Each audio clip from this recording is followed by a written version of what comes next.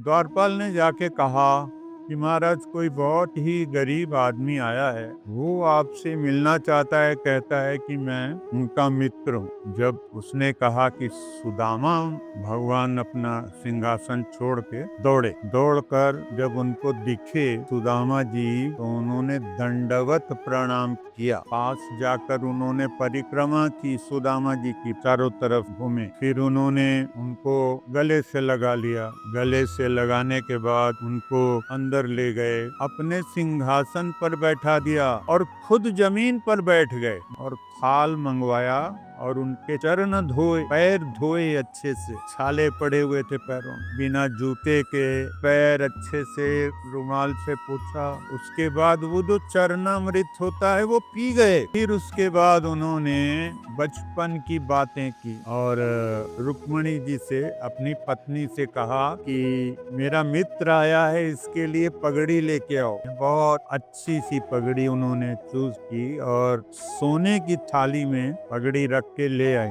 और भगवान ने, कृष्ण जी ने वो पगड़ी अपने हाथ से सुदामा जी को बांधी और नए वस्त्र पहनाए। उसके बाद उनको बहुत बढ़िया भोजन खिलाया। अब सुदामा जी भोजन तो खा रहे हैं, लेकिन उनका ध्यान वहाँ है अपने घर पर। कोई अन्न का दाना घर पे है नहीं। मैं कैसे इनको कहूँ कि मेरे बच्चे भूखे होंगे, अंदर से मन परेशान।